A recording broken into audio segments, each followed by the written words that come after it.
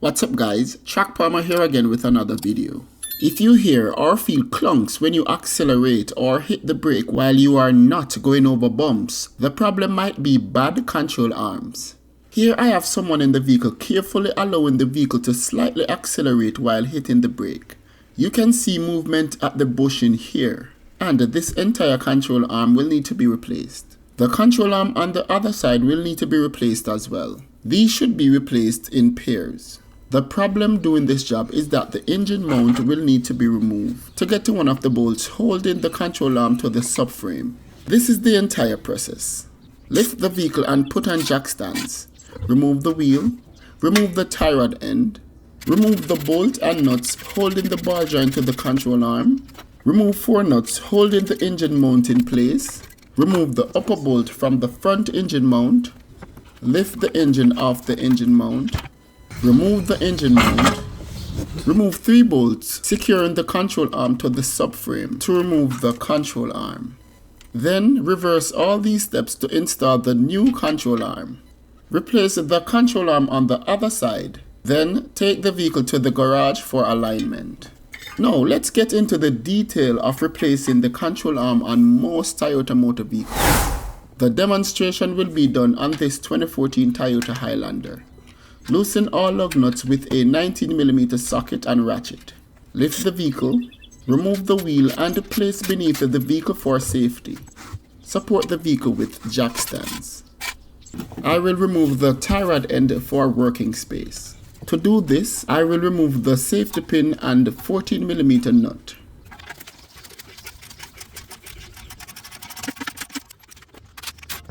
Now I'll use a hammer to carefully knock the steering knuckle while trying to avoid hitting the tie rod end.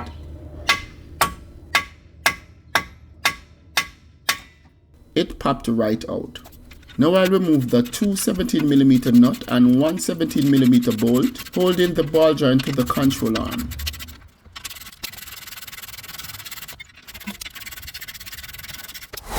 There are 3 19mm bolts holding the control arm to the subframe. Let's remove this one first. I'll use this breaker bar to break the nut at the top.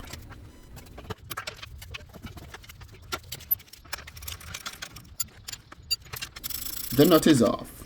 I will remove the bolt later. The second of the 3 bolts is right here. I'll use the impact gun to remove this easily. To remove these bolts by hand will take way more work. Having an impact gun like this makes this job easier.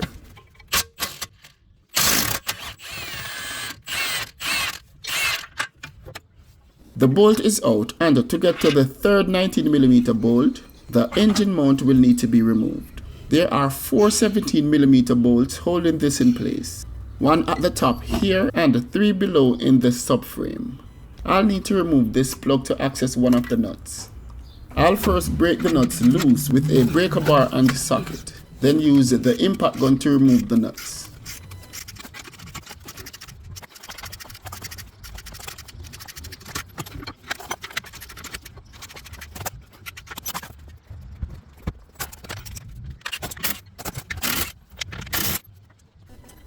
Now I'll remove the upper nut.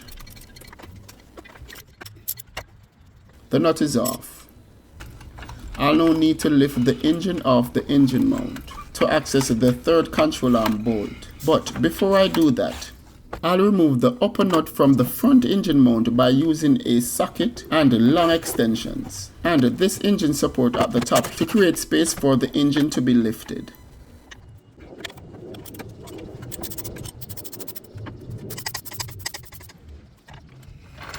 Now I can lift the engine off the engine mount. I will avoid lifting from the oil pan. It is important to lift from somewhere solid, so I will be lifting from the transmission here.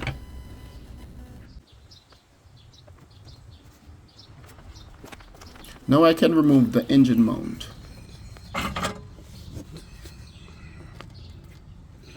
I'll now use the impact gun to remove the third 19mm bolt. The bolt is out. To completely remove the first bolt, I will have to get this weather covering out of the way.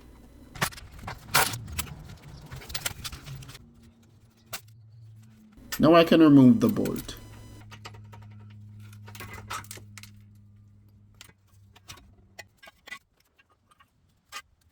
The bad control arm is off, and this is the new one.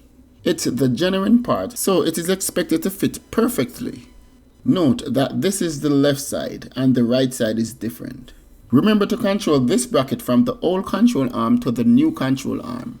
Guys, the brake and steering knuckle are off the vehicle at this time because I'm doing other suspension work, but you don't need to remove them for this job. I will put links to those videos in the description below. I will start the installation by securing this end. I will install the bolt and nut for here. I won't tighten any of the bolts until all three are in place.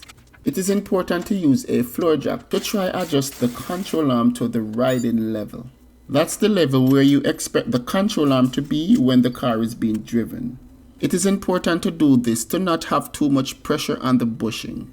Torque all these control arm bolts to 150 foot-pounds.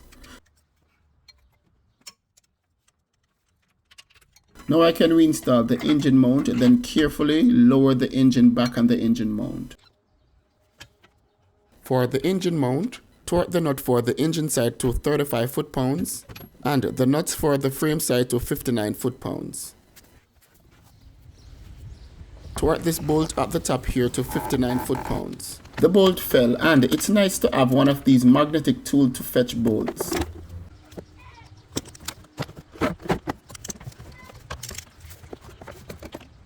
Now I'll reinstall the upper engine mount support and the torque bolts to 55 foot-pounds.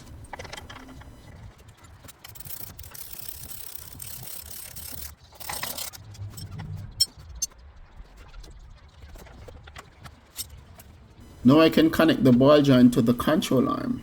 This can be a challenge, so feel free to remove the strut bolts if you have problems. I removed them in my case because I'm doing a ball joint job as well. Now I'll install the two 17mm nuts and one 17mm bolt and torque all to 94 foot-pounds.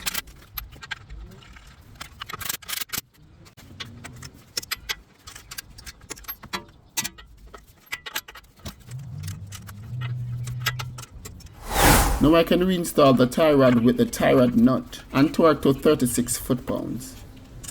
Remember to reinstall a new safety pin. You are not seeing the brake rotor and caliper installed at this time, but yours should be because you didn't need to remove these for a job like this. But if you want to remove them for more working space, you can do that. All I need to do now is to install the wheel and torque the lug nuts to 76 foot-pounds. I will repeat all these steps to install the control arm on the other side of the vehicle. Then, take the vehicle to the garage to get the alignment check, and it is expected that the alignment will need to be done. That's it guys, thanks for watching. Please like, share and subscribe if you have not yet done so. Also remember to hit the notification bell to be notified as soon as I upload a new video. See you on the next one guys.